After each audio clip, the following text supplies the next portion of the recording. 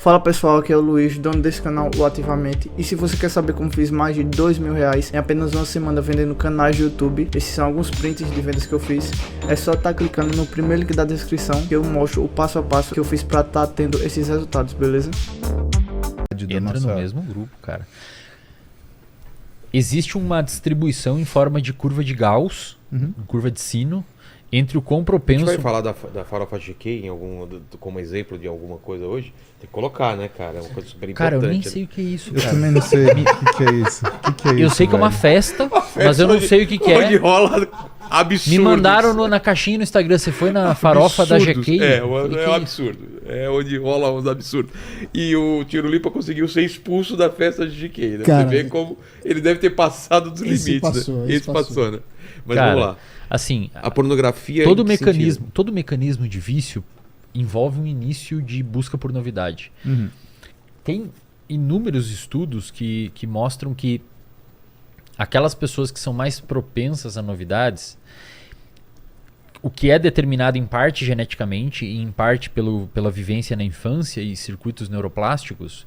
Por exemplo, tem algumas pessoas específicas que nascem com uma mutação no receptor de dopamina D4 com um alelo 7R. Hoje já se sabe que essas pessoas são muito mais propensas à novidade. Essas pessoas Se arriscam mais? se arriscam, se divorciam mais, se arriscam mais, Tentam coisas novas. apostam mais, Entendi. têm uma dificuldade de ficar no mesmo lugar. E se você for ver, esses receptores cerebrais, claro que isso eu tô falando sempre de média, tá? Mas, por exemplo, se você pegar populações orientais, principalmente em regiões onde o arroz foi domesticado, o que fez com que as pessoas não precisassem desenvolver muitas tecnologias diferentes para conseguir se sustentar, essas pessoas têm menos esses receptores. Porque elas não precisam de muita novidade. A cultura inteira, por milênios, girou em torno do Elas arroz. desejam que as coisas fiquem iguais. Não é muito importante, não é muito interessante ter novidade ali, porque a galera tem que entender que o nosso cérebro ele é constituído a nível a sua infância determina o seu desenvolvimento neuroplástico do cérebro. Quando você estava na barriga da sua mãe, então, por exemplo, se você teve uma mãe que usou droga, uma mãe que se estressou demais, teve um alto nível de cortisol no sangue, epigeneticamente isso já consegue modificar alguns genes seu, fazendo você muitas vezes nascer com mais predisposição ao estresse. Então, por exemplo, pega uma pessoa que teve uma mãe muito estressada e uma pessoa que não teve.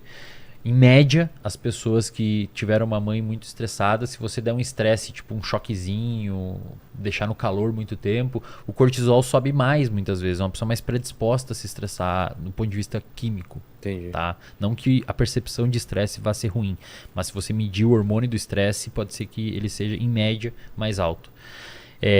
Pessoas, por exemplo, que tiveram... que vivenciaram períodos de guerra. Tem bons estudos mostrando, você pega mães que tiveram grávidas num período de guerra onde a comida foi cortada e elas tiveram uma privação bizarra de alimento. Os filhos daquelas mães vão ter modificações em enzimas que fazem metabolismo de gordura, metabolismo de glicose, porque a mãe passou uma privação e o filho nasceu com alguma alteração. Então o nosso comportamento ele é moldado pelo que a gente viveu, pelo que a nossa mãe viveu, pela cultura que a gente nasceu. Se você, por exemplo, for uma pessoa do Oriente, onde culturalmente há milênios se cultiva arroz, talvez pela seleção desse gene você seja uma pessoa que nasça, em média, com menos propensão a buscar novidade. Se você for uma pessoa que nasceu no Oriente, principalmente em países ou continentes onde a busca por coisas novas sempre foi valorizada, talvez você tenha mais esse gene envolvido com busca de novidade, ou esse alelo desse gene. Então, a violência, a pornografia, qualquer tipo de vício, parte de um pressuposto que é uma coisa nova e muitas pessoas têm vontade de buscar coisas novas. E na medida em que a sociedade evolui e a gente tem novas apresentações, internet e tudo mais, é mais fácil. Quando que você iria conseguir ter acesso a tanto conteúdo que você tem hoje no passado, pornografia, etc? Não era uma coisa viável. Sim. Né? E esse estudo que saiu na Neuropsychopharmacology mostrou que o cérebro de uma pessoa com problema com pornografia, que eles definiram lá como uma pessoa que tem problemas sociais devido à pornografia, ele responde de uma mesma forma de uma pessoa adicta. As mesmas regiões, quando ele vê uma silhueta de uma mulher, dispara as mesmas regiões do cérebro de um fumante que vê um cigarro. Então é um mecanismo muito parecido. Inclusive a pessoa muitas vezes tem que escalar na forma de pornografia que assiste, né? Tem que ir para cada vez coisas mais agressivas, mais pesadas. Por que eu queria perguntar isso para você? Primeiro, porque eu tenho essa sensação em relação a escalonamento, né? O quanto as coisas elas vão complicando. Mas isso também, Aslan, acontece, por exemplo, no mundo daquilo que é a prática de exercício, né? Quando você vê uma pessoa que está deixando a academia, né, ou deixando de treinar, ela começa a procurar argumentos infindáveis. Tanto que eu falo sempre pro meu paciente, eu vou concordar com todos os argumentos que você me entregar, porque os argumentos são seus. E eu não tenho como avaliar para você se isso é justo ou não justo. E eu não vou... Exato, isso é o peso para sua vida. E às vezes é um peso que você está atribuindo, às vezes é um peso que você está sentindo. Eu não posso interferir nisso. O que eu posso te entregar é uma tática para você melhorar isso daí. Agora, o que é o trabalho sobre essa tática é um psicólogo que está junto que vai fazer isso, né? Então, no consultório a gente tem a doutora Débora e a doutora Tereza, né? E elas meio que ajudam com essa questão de trilhar o caminho. E por que eu te perguntei isso do comportamento? Porque, às vezes, o que acontece? Eu tenho uma sensação que quando as pessoas elas falam, mas o ser humano ele tá fadado a dar errado, né? Porque ele tem tudo contra. Então a gente tem isso contra. A gente tem contra esse devaneio que a gente tem sobre o coletivismo. A gente tem, né, onde você precisa estar junto com a manada. A gente tem essa coisa de ter que sobreviver a qualquer custo, né? Essa coisa do gene. Mas isso aí a gente tem que discutir. A gente começa a discutir, por exemplo, quando a gente vai ler Ayn Rand, né? O que é a revolta de Atlas, né? Quando ela apresenta pra gente o conceito de objetivismo e ela fala uma coisa muito importante, né? Que se você não reconhece o indivíduo como uma minoria, e você não respeita os princípios básicos da vida humana... O indivíduo é a menor minoria que existe. Exatamente. Você não pode falar por minoria nenhuma. Porque você tem que respeitar primeiro o indivíduo. Né? Mas a fascinação pelo ruim, essa fascinação pelo ódio, pela violência, pela pornografia, ou para comportamentos de adição, né, que você bem falou.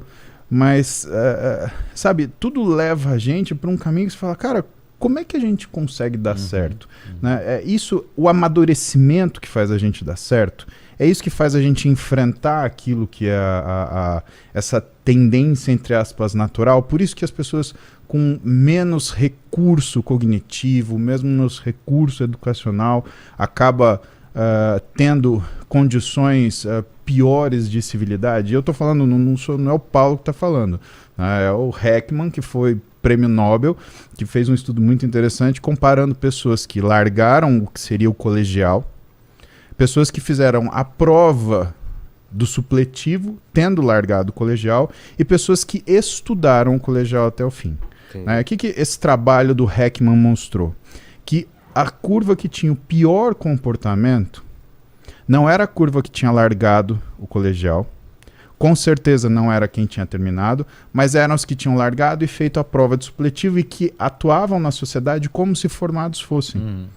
Elas tinham os piores índices de uso de droga, consumo de álcool, violência, comportamento sexual aversivo. E que isso influía, por exemplo, na sobrevida no emprego, na sobrevida do casamento. E aí a gente começa a perceber que existe a ignorância, existe a falsa sensação do conhecimento e existe o que é o conhecimento, ou vamos colocar maturidade, e aí que o Heckman ele chama de nível de consciência, né, ou capacidade de consciência. Em alguns momentos ele chama de densidade cognitiva, mas a priori nível de consciência, né, e que vem através, entre aspas, do estudo, mas... aí a gente olha o estudo, né? O que é esse estudo? É o autoconhecimento, é o conhecimento que você adquire ao longo da vida, que você observa na sua experiência, das experiências da pessoa. Do que você acha Eslen, que protege a gente de dar errado?